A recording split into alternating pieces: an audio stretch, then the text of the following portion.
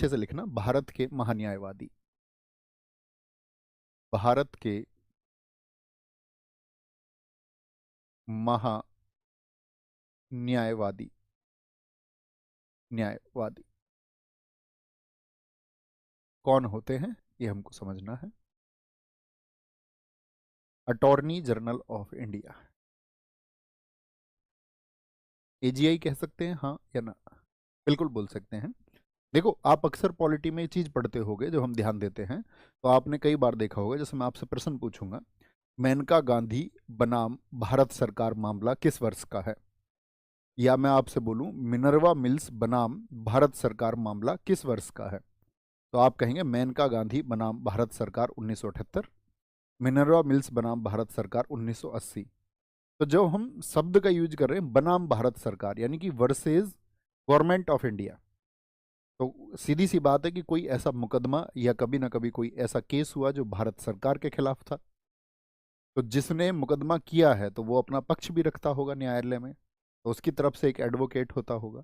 तो जब कभी बनाम भारत संघ की बात हो जाए तो भारत सरकार का पक्ष कौन रखेगा? तो सुना है आपने बनाम भारत संघ या नहीं, बनाम भारत सरकार, बनाम केंद्र सरकार, तो आप इसको सुनते होंगे अक्सर। आप कहेंगे हाँ जी सुना है। तो वो जो मुकदमे भारत सरकार के खिलाफ हैं, उनमें भारत सरकार का जो पक्ष है वो महान्यायवादी रखते हैं, और इसी बात के लिए उनका पद सृजित किया गया है, यानी उनकी इस पोस्ट को बनाया गया है कि वो क्या करेंगे, भारत सरकार के लिए एक लीगल ऑफिसर हो जाएंगे, यानी कि भारत सरकार के बचाव का कार्य या उनके जो भी मुकदमे या वाद हैं उनकी जो अगुवाई या उनका जो पक्ष रखेंगे वो महान्यायवादी रखेंगे। बात क्लियर है? बात क्लियर है? तो भारत के महान्यायवादी की बात करेंगे विस्तार से, धीरे से। किस अनुच्छेद में है भारत के महान्यायवादी? तो सबसे पहली बात लिखना, आर्टिकल 76। अभी हम संघ की कार्यपालिका को ही पढ़ रहे हैं, आर्टिकल 76, और ये सर्वोच्च विधि अधिकारी होते हैं। क्या लिखना है? सर्वोच्च विधि अधिकारी, सर्वोच्च विधि अधिकारी। इनसे ऊपर कोई कानूनी अधिकारी नहीं होता है। और दूसरा, इन्हीं को हम बोलते हैं मुख्य विधिक अधिकारी। कुछ भी आप कहें, इनको एक ही बात होगी। मुख्य विधिक अधिकारी कौन होता है? तो हम कहेंगे महान्यायवादी होता है, महान्यायवादी। तो सर्वोच्च का मतलब क्या हो गया आपका? सुप्रीम लीगल ऑफिसर हो गए, सुप्रीम लीगल ऑफिसर, या हम कह सकते हैं chief legal officer, chief legal officer. अब क्या क्वेश्चन बनेगा एग्जाम में यहां से? तो जब हम किसी को मुख्य कह रहे हैं या सर्वोच्च कह रहे हैं तो पहला स्थान इन्हीं का हुआ, हाँ या ना?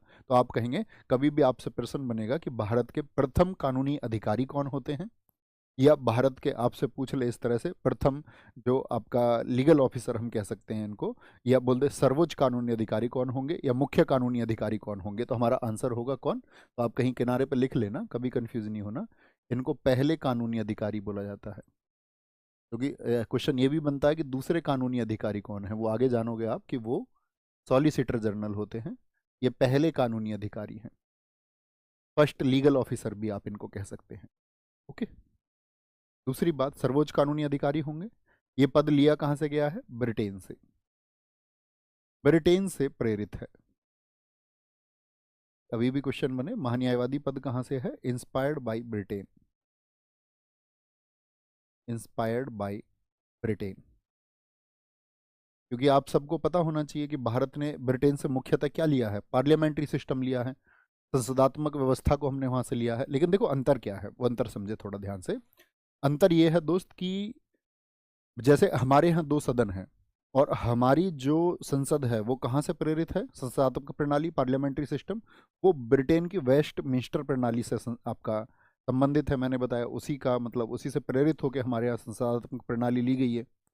तो वहाँ पे एक आपका क्या होता है, जो आपका लोअर हाउस है, तो हाउस ऑफ कॉमन्स ब्रिटेन में।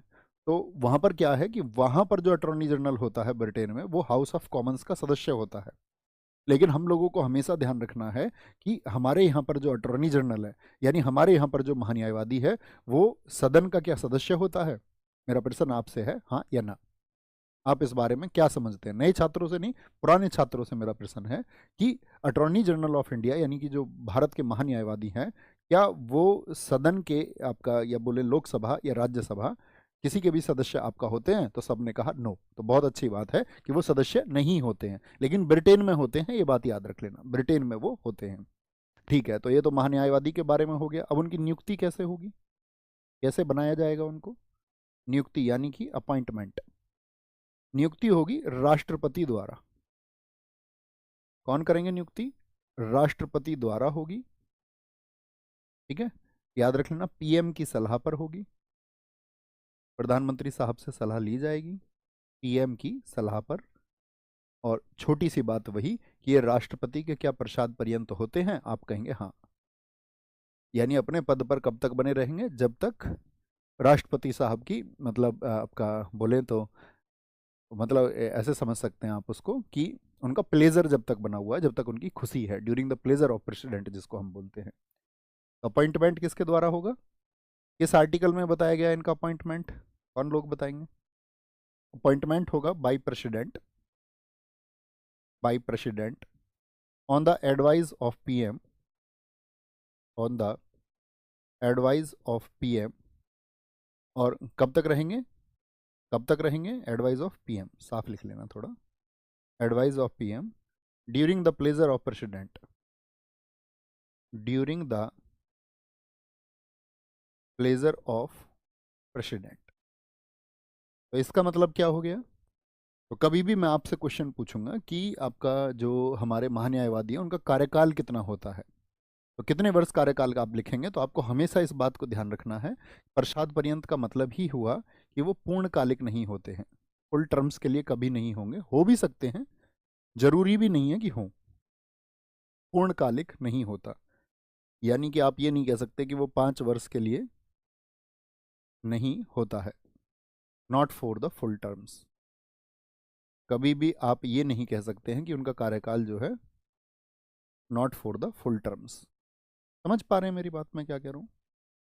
Not for the full terms, छोटी सी बात है। यानी कि अब आपसे विकल्प मिले जैसे इस तरह से, महान्यायवादी का कार्यकाल कितना होता है, एक विकल्प देगा 5 वर्ष, एक देगा 6 वर्ष, और एक वर्ष दे देंगे प्रधानमंत्री जितना चाहे, और एक विकल्प आपको दे देंगे कि कोई निश्चित कार्यकाल नहीं है। तो आप किस विकल्प का चुनाव करेंगे? कोई निश्चित कार्यकाल नहीं, कोई निश्चित कार्यकाल नहीं है। सर हिस्ट्री कब स्टार्ट होगा प्लीज़ बता दें, सीडीएस का भी एग्ज़ाम है। और ठीक है, तो नियुक्ति राष्ट्रपति द्वारा होगी। अगली बात क्या बोल देंगे? तो मैंने क्या बताया आपको, आप लिख लेंगे इस बात को, कार्यकाल निश्चित नहीं है। कभी आपसे भूल हो जाए कोई, कार्यकाल निश्चित नहीं है, निश्चित नहीं है, यानी कि टेन्योर इज नॉट फिक्स्ड। कार्यकाल निश्चित नहीं है, क्या बोलेंगे? Tenure is not fixed, not fixed.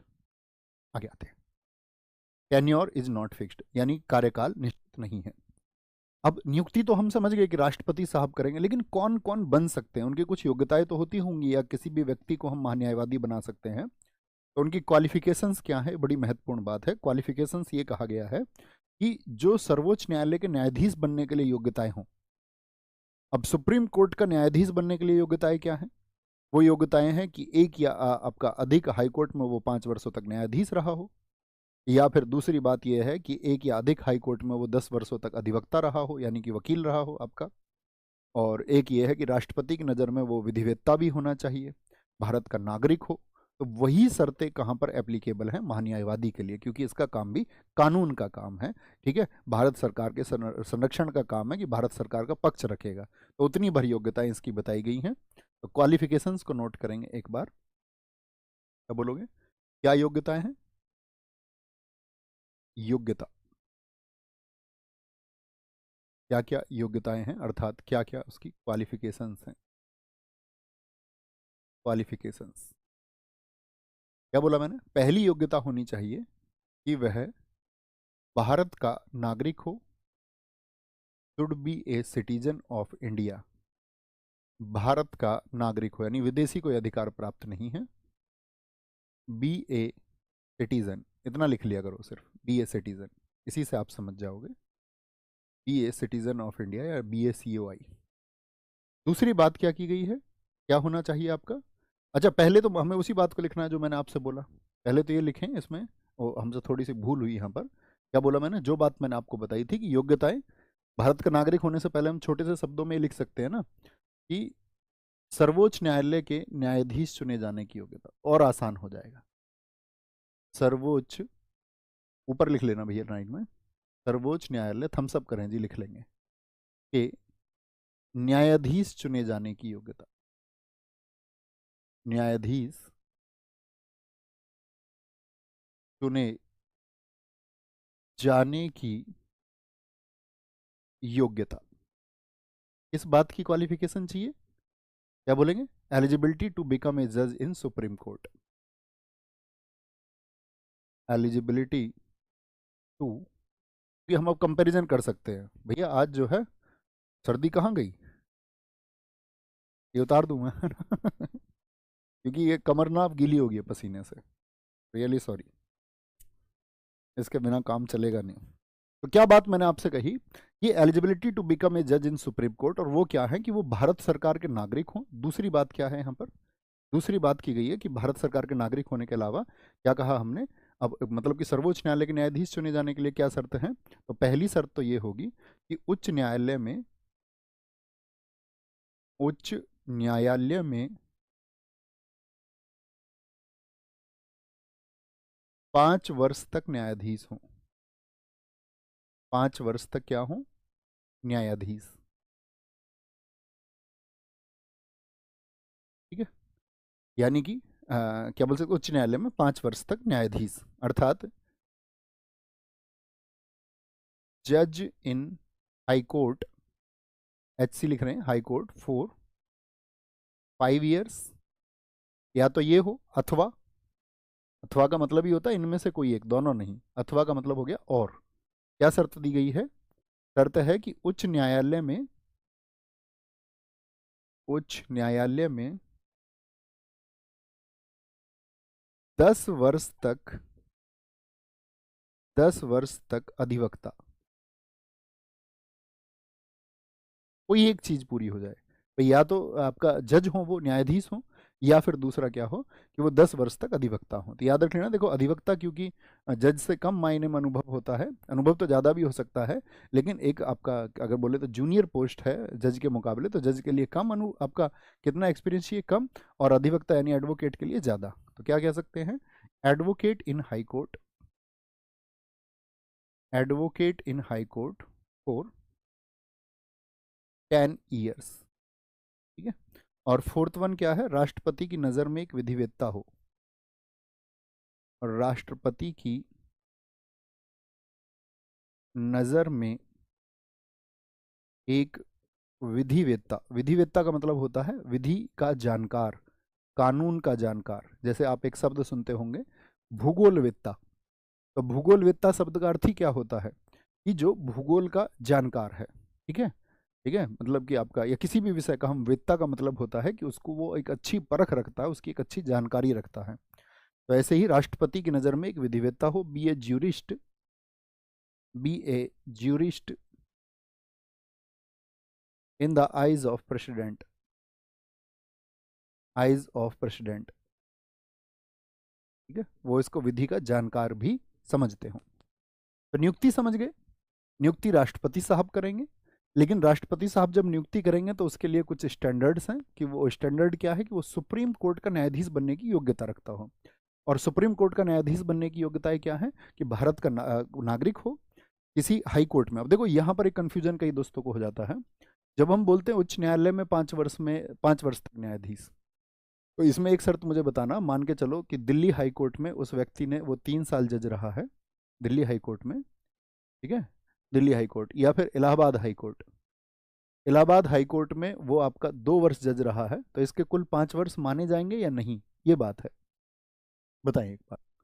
या ये जरूरी है कि दिल्ली में ही उसके 5 वर्ष होने चाहिए थे, यानी कि एक ही हाई कोर्ट में हो, या फिर आपका दोनों में भी। तो याद रख लेना, एक या एक से अधिक हाई कोर्ट इसकी बात होती है हमेशा, कभी भी ऐसा नहीं होगा कि भाई 5 वर्ष, या जैसे यहाँ पर 10 वर्ष की बात है, तो ऐसा नहीं होगा कि वो 10 वर्ष तक अधिवक्ता सिर्फ और सिर्फ एक ही हाई कोर्ट में रहा हो, अलग अलग समय पर रहा हो, कुल मिलाकर के उसका कार्यकाल पूरा हो जाना चाहिए, इतने वर्ष उसको हो चुके हों, एक से ज़्यादा, यानी 2 में रहा हो, 3 में, 4 में, 5 में, या 6 हाई कोर्ट में रहा हो, चाहे जितने भी हाई कोर्ट में रहा हो, ठीक है, जितने भी हाई कोर्ट में